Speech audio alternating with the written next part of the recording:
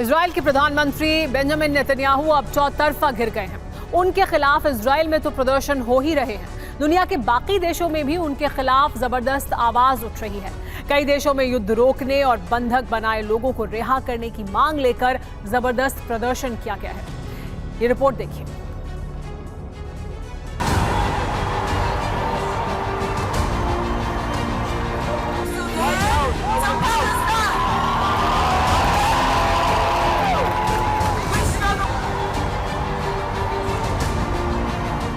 किसी हाथ में पोस्टर, किसी हाथ में बैनर, किसी हाथ में झंडा और सबकी मांग एक कि अब युद्ध बंद हो।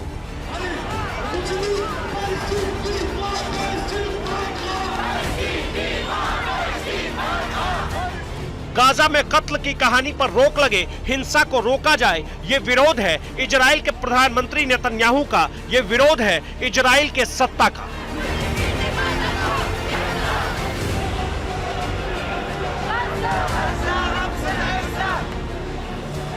ये विरोध है इजरायली सत्ता में बैठे लोगों का। और सवाल ये कि क्या नेतन्याहू अब अपने घर से लेकर बाहर तक घिर गए हैं?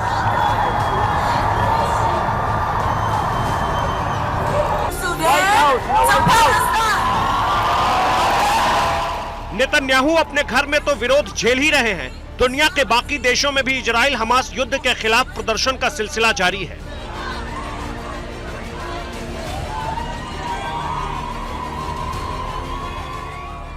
अमेरिका के वॉशिंगटन डीसी से लेकर इटली के मिलान और फ्रांस के पेरिस से लेकर स्कॉटलैंड के ग्लासगो तक युद्ध पर तत्काल रोक की मांग को लेकर लोग सड़कों पर हैं। सिर्फ युद्ध रोकने की नहीं, मांग इस बात की भी है कि बंधकों को अब रिहा किया जाए।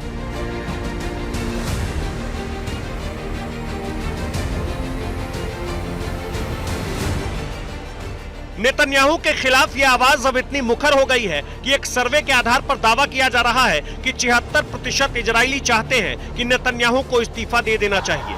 ये तस्वीर नेतन्याहू के घर के सामने की है और लोग नारे लगा रहे हैं, अभी जेल जाओ, अभी जेल जाओ।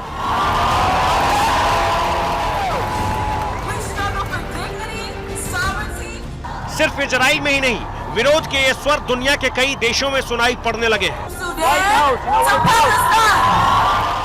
ये तस्वीर व्हाइट हाउस के बाहर की है। यहाँ फिलिस्तीनी प्रदर्शनकारी व्हाइट हाउस में घुसने की कोशिश कर रहे हैं।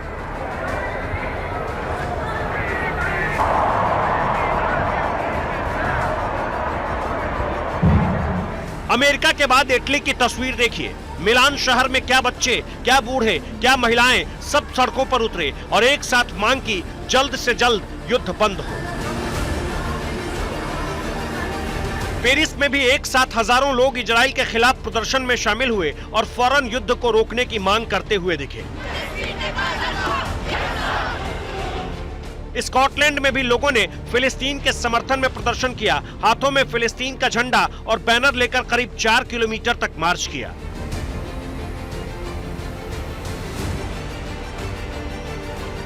ये तस्वीर चिली की है। जहां तक नजरें जा रही है, प्रदर्शनकारी मार्च करते दिखे, हाथों में झंडा है, जुबान पर इजराइल के खिलाफ नारे और प्रदर्शनकारियों का कहना है कि हमास को सबक सिखाने के नाम पर बच्चों और महिलाओं का कत्लेआम कब तक बर्दाश्त करेंगे।